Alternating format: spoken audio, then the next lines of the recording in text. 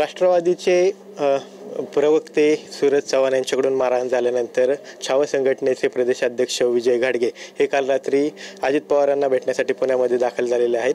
सकाळी 11 वाजता ही भेट होईल अशी अपेक्षा होती, मात्र आता 12:30 झाले तरी अद्याप ही भेट झालेली नाही आहे. या संदर्भात आपल्यासोबत बोलण्यासाठी विजय घाडगे साहेब, साधारणतः 11च्या दरम्यान ही भेट होईल अशी अपेक्षा होती, मात्र अद्याप तसा काही निरोप आलेला नाही आहे. अजून ही भेट झालेली नाही, काय तसा निरोप आला का? आणखीन तर काही निरोप नाही. कुठं भेटायचं, काय भेटायचं एवढं ठरलंय, पण कुठं भेटायची माहिती नाही. चर्चा सुरू आहे आमच्या लोकांची, त्यांची काय कधी किती वाजता भेटायचं, आणखीन काही निरोप नाही.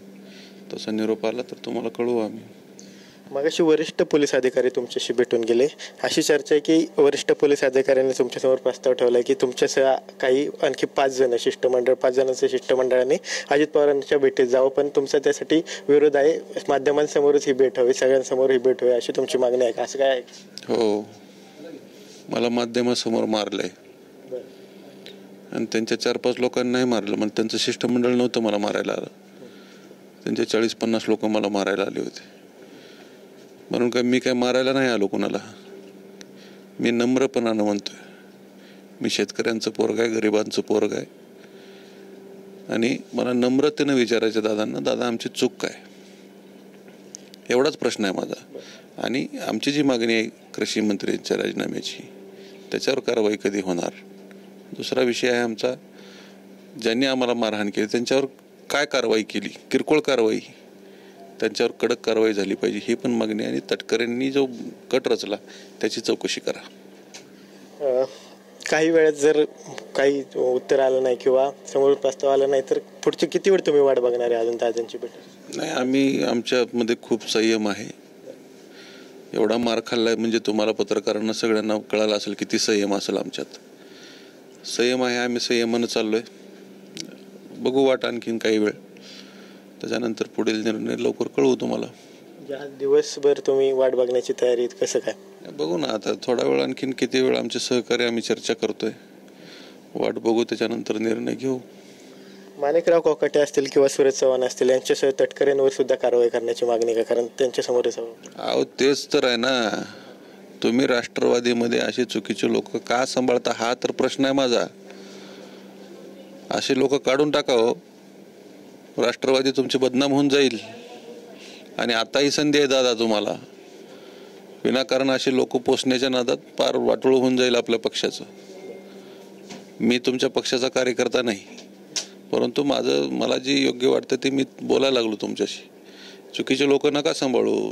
काय त्या कृषी मंत्र्याचं काम आहे, रोज तुम्हाला अडचणीत आणायला लागलाय तो, आणि असे लोक तुम्ही पोचताय. तो कुठला माझ्यावर हल्ला करणारा तो कार्यकर्ता, काय अशा चुकीच्या लोकांना तुम्ही पाठीशी घालू नका दादा. आमची विनंती आहे, शेतकऱ्यांच्या पोरांची विनंती आहे. आणि शेतकऱ्यांच्या वरचे, पोरांच्या वरचे तुम्ही हल्ला केलाय तो तुम्हाला परवडणार कधीच नाही.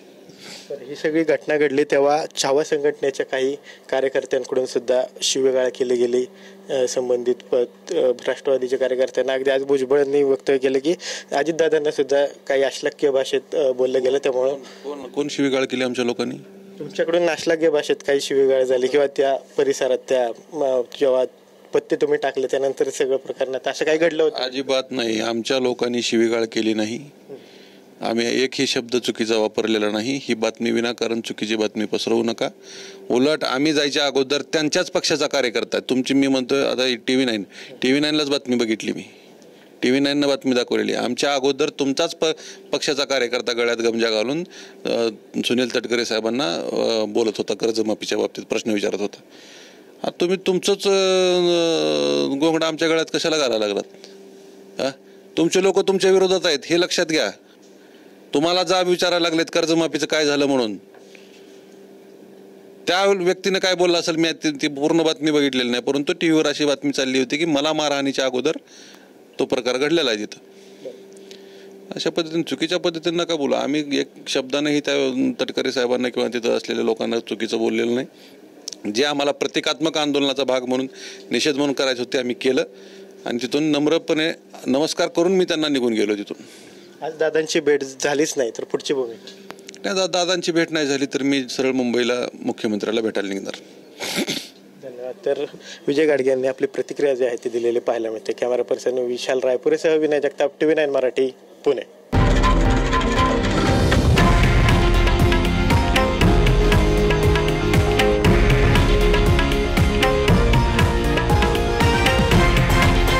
हे आहे देशातील नंबर 1 न्यूज नेटवर्क आणि आपण पाहत आहात TV9 मराठी, एकमेव.